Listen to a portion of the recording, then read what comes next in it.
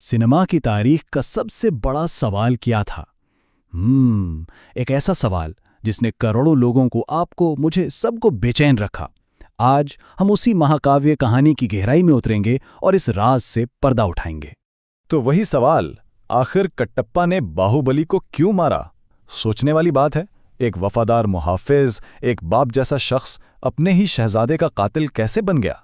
देखें, इस सवाल का जवाब सिर्फ एक गद्दारी की कहानी नहीं है, बल्कि ये मोहब्बत, फर्ज और फरेब की एक ऐसी दास्तान है जो बहुत ही पेचीदा है। इस राज को समझने के लिए हमें कहानी की बिल्कुल शुरुआत में जाना होगा, जहां मल्का शिवगामी देवी ने एक ऐसा फैसला किया जिसने महेशमती की तकदीर हमेशा के लिए बदल दी। कालखिया के खिलाफ जंग में दोनों शहजादों ने अपनी बहादुरी तो खूब दिखाई, लेकिन उनके तरीकों में जमीन आसमान का फर्क था। यहां साफ नजर आता है कि बाहुबली ने न सिर्फ दुश्मन को हराया, बल्कि अपनी आवाम की हिफाजत को सबसे पहले रखा। दूसरी तरफ भलाल देव, उसका मकसद सिर्फ और सिर्फ जीत थी, चाहे उसकी कीमत कुछ भी हो। और बस यही वो फर्क था जिसने शिवगामी को बाहुबली में एक सच्चा बादशाह दिखाया।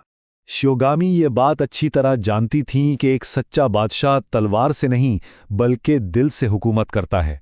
इसीलिए उन्होंने बाहुबली को ताजपोशी से पहले अपनी सल्तनत को, अपने लोगों को समझने का मौका दिया। उन्हें क्या मालूम था कि ये सफ़र न सिर्फ बाहुबली की बल्कि पूरी सल्तनत की तकदीर बदल देगा। और इसी सफ़र के दौरान बाहुबली की जिंदगी में एक ऐसी मोहब्बत दाखिल हुई जिसने तकदीर का सारा खेल ही पलट दिया। ये एक ऐसी मोहब्बत की त्रिकोण थी जो महेशमती की बुनियादें हिलाने वाली थी। अपनी असली पहचान छुपाकर बाहुबली कंतला पहुंचा और वहां उसकी मुलाकात हुई शहजादी देवसेना से, एक ऐसी जंगजू जो अपनी खूबसूरती की तरह अपनी बहादुरी के लिए भी मशहूर थी। बाहुबली तो बस पहली ही नज़र में उसकी खुददारी और उसके हुनर का दीवाना हो गया। और यहीं से कहानी का रुख बदल गया। महेशमती में भल्लाल देव ने सिर्फ देवसेना की एक तस्वीर देखी और उसे पाने की जिद कर बैठा। उसने अपनी मां से वो रिश्ता मांग लिया, और अलमिया ये था कि ना भल्लाल देव और ना ही शिवगामी जानते थे कि बाहुबली का दिल तो पहले ही कुंतला में किसी के पास है। शिवगामी, जिनका वचन ही उनका शासन था, अपने बेटे की ख्वाहिश पूरी करने के लिए उसे जबान दे देती हैं।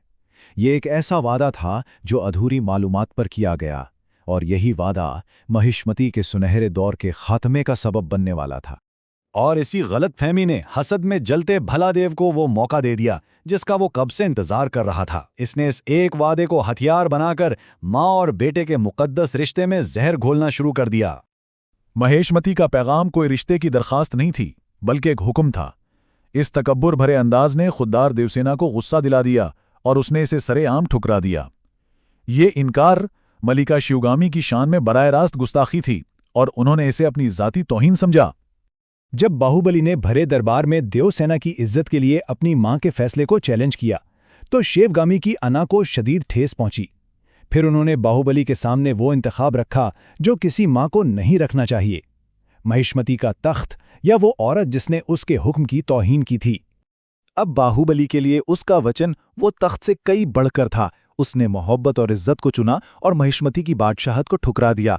फैसला तो बहुत बड़ा था, लेकिन उसी एक फैसले ने पूरी ताकत, पूरा इख्तियार भल्लाल देव के हाथों में दे दिया, जो उसका गलत इस्तेमाल करने के लिए बिल्कुल तैयार बैठा था। तख्त पर बैठते ही भालादेव ने अपनी असल चाल चली। वो हर रोज धीरे धीरे शिवगामी के कान भरने लगा। बाहुबली के लिए अवाम की मोहब्बत को उसने बगावत की साजिश का रंग दे दिया। हर छोटी बात को इतना बढ़ा चढ़ाकर पेश किया कि आखिरकार शिवगामी अपने ही पाले हुए बेटे को शक की नज़र से देखने लगी। भल्लादेव की साजिशें अब अपने उरूज पर पहुंच चुकी थीं।